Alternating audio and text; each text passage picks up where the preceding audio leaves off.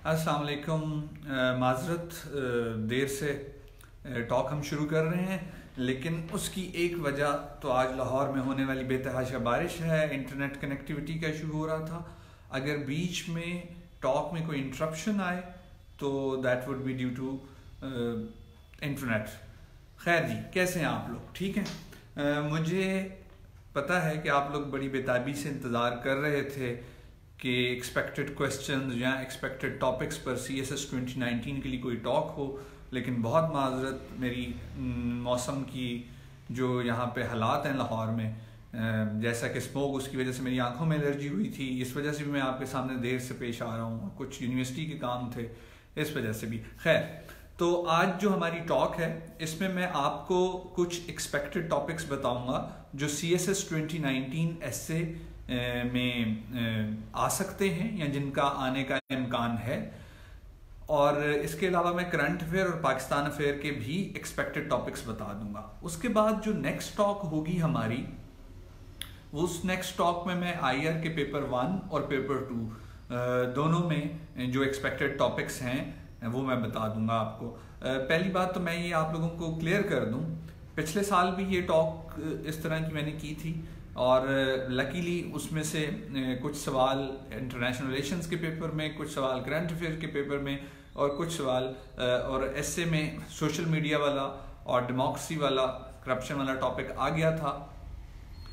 बताना मैं सिर्फ ये चाहता हूँ कि एक्सपेक्टेड टॉपिक्स बताने का मकसद ये नहीं होता कि ये ही लाजमी आएंगे, लेकिन इनका इम्कान बहुत ज़्यादा होता है।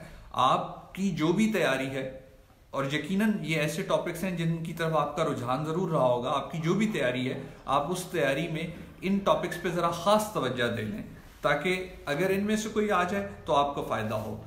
तो 2018 का जो ईयर था बहुत हैपनिंग था, इंटरनेशनल लेवल पे भी, हमारे यहाँ नेशनल लेवल पे भी, रीजनल लेवल पे भी। याद रखें, जब हम करंट अफेयर्स की बात करते हैं तो करंट अफेयर्स का मतलब सिर्फ कंटेम्प्रेरी वर्ल्ड अफेयर्स नहीं होता। ग्लोबल लेवल पे जो इश्यूज चल रहे हैं वो भी होते हैं, और रीजनल लेवल पे जो इश्यूज चल रहे हैं वो भी होते हैं, और एक लोकल लेवल का भी करंट अफेयर होता है।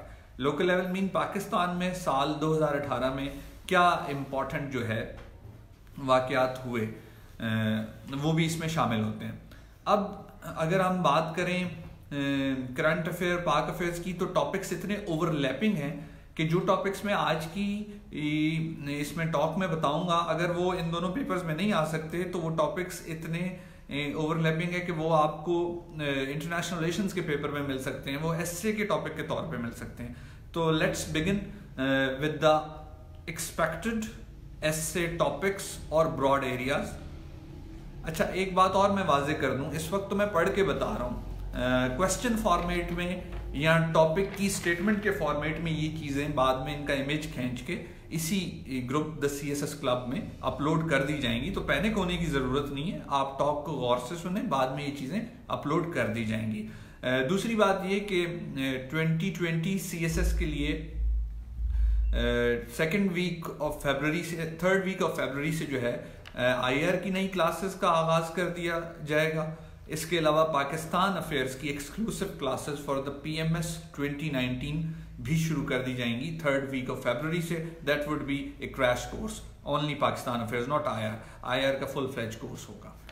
सो let's begin with the SA topics. देखें, एसए के पेपर में डिफरेंट डोमेन्स होती हैं, जैसा कि सोशल डोमेन, जैसा कि इकोनॉमिक्स की डोमेन, जैसा कि इंटरनेशनल अफेयर्स की डोमेन, जैसा कि लिटरेरी या फिलोसफिकल टॉपिक्स की डोमेन। सॉरी, लिटरेचर या फिलोसफी मेरा एरिया नहीं है, तो मैं उस पर आपको कोई भी टॉपिक नहीं बता सकूंगा। मैं आपको सोशल डोमेन में, इंटरनेशनल डोमेन्स में और जो पाकिस्तान में जो नेशनल डोमेन के टॉपिक्स हो सकते हैं मैं वो बता सकूंगा आपको। तो let's begin with media. Media में, मीडिया को अब fourth pillar of the state माना जाता है। तो डायलेमा ऑफ फोर्थ एस्टेट इन पाकिस्तान, यानी जो फोर्थ पिलर है उसका डायलेमा क्या है। हमारे यहाँ मीडिया की वजह से प्रोडक्टिविटी हमारी सोसाइटी में, हमारे इंस्टीट्यूशंस में, हमारे पॉलिटिकल और इकोनॉमिक एरेना में क्यों नहीं आ पा रही।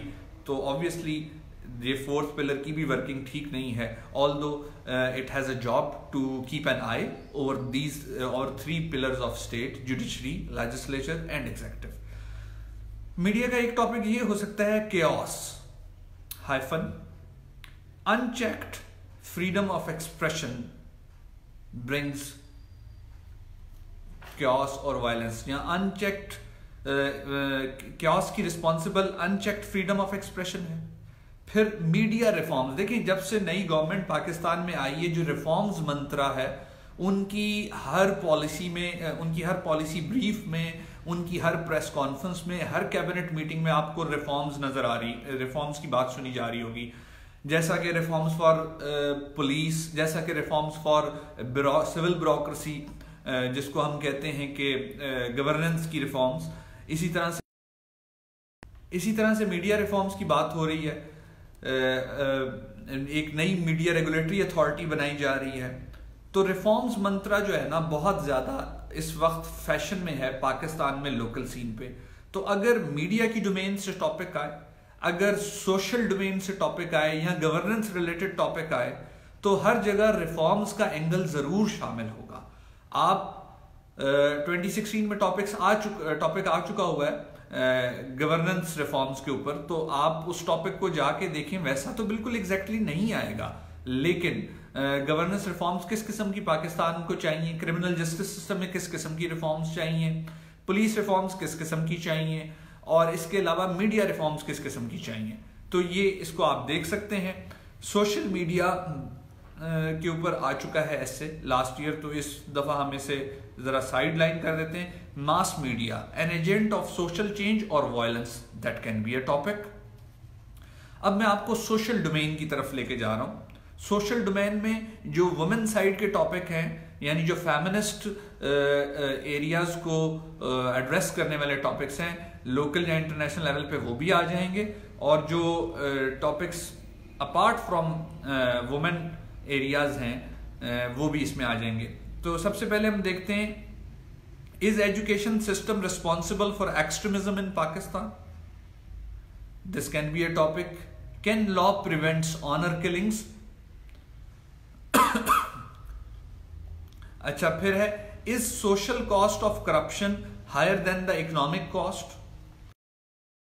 चुका हुआ है सोशल जो कॉस्ट है किसी भी चीज की, चाहे वो एनर्जी क्राइसिस की हो, करप्शन की हो, या किसी भी और चीज की हो। Is child abuse failure of juvenile justice?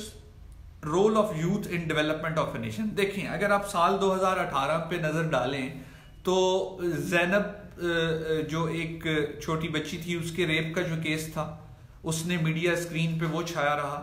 इसके अलावा फिर हमारे पास यूथ मंत्रा बहुत ज़्यादा जो है डिस्कशन में रहा, because of election and because of the winning of the current political party, they talk about youth. लेकिन आपने पॉलिटिकल पार्टीज का जिक्र नहीं ऐसे में करने लग पड़ना, आप पॉलिटिकल फोर्स कह सकते हैं। आप पॉलिटिकल पार्टीज जिनकी मैनिफेस्टोज या पॉलिसीज टुवर्ड्स यूथ हैं, यूथ को जो है वो एड्रेस करने चाह रहे हैं, उसके चलने आप ये कह सकते हैं। आप कभी भी किसी पार्टी का नाम नहीं ले सकते एसए में या सीएसएस के किसी भी क्वेश्चन में। तो इलेक्शंस भी हुए हैं, तो आप अगर साल 2018 पे नजर डालने तो जुवेनाइल जस्टिस वाला जो मैंने आपको टॉपिक बताया है, is child abuse failure of juvenile justice, तो ये वो ज़ैनब वाला रेप केस जो है ये उसके ऊपर है। Role of youth in development of a nation, बहुत ड्रीम्स दिखाए गए हैं यूथ के नाम पे, और पॉलिसीज को देखा जा रहा है कि ये यूथ के लिए बनाई जा रही हैं। तो यूथ का क्या रोल हो सकता है डेवलपमेंट ऑफ ए नेशन में। इसी तरह से करप्शन हमारे यहाँ एक सोशल टैबू अब बन चुका हुआ है। इसकी इकोनॉमिक और पॉलिटिकल और एडमिनिस्ट्रेटिव साइड को हट के इसकी एक सोशल साइड भी है। तो करप्शन को आप सोशल एंगल से भी जरूर देख लें। अभी मैं जब इंटरनेशनल डोमेन के टॉपिक्स बताऊंगा तो मैं आपको इसका इंटरनेशनल एंगल भी बता दूंगा। यानी करप्शन पिछली दफा पॉलिटिकल साइड से पूछा गया था पाकिस्तान में, लेकिन इस दफा पूछा जा सकता है आपसे, या इंटरनेशनल एंगल उसका पूछा जा सकता है या सोशल एंगल पूछा जा सकता है। अकाउंटेबिलिटी, करप्शन, ये सेम मंत्र है। Economics very important, very important, economics very important. इसमें है एनर्जी क्राइसिस, जो एवरग्रीन है, energy crisis and downfall of economy of Pakistan, is privatisation of public enterprises solution of all economic woes of Pakistan. देखें sorry, इसमें हम एक बात कह सकते हैं कि पाकिस्तान का जो इकोनॉमिक सीन है वो डोमिनेटेड रहा है इकोनॉमिक चैलेंजेस जो पाकिस्तान फेस कर रहा है, जिसमें एनर्जी क्राइसिस एक एवरग्रीन चैलेंज चला आ रहा है। इसके अलावा प्राइवेटाइजेशन की बहुत ज़्यादा बात होती है कि जो पब्लिक सेक्टर एंटरप्राइजेज हैं उनको प्राइवेटाइज कर दिया जाए ताकि नेशनल एक्सचेकर के ऊपर बर्डन कम हो, और इन्वेस्टमेंट की बहुत ज़्यादा बात हो रही। तो मेरी नज़र में एनर्जी क्राइसिस दोबारा आ सकता है और उसका इकोनॉमी पे क्या इम्पैक्ट है और प्राइवेटाइजेशन से क्या सारे हमारे मसले हल हो सकते हैं इकोनॉमी के। पॉलिटिकल डोमेन के जो टॉपिक्स हैं वो क्या हो सकते हैं? Pakistan a land of crisis, crisis की जो प्लूरल फॉर्म है मैं वो कह रहा हूँ।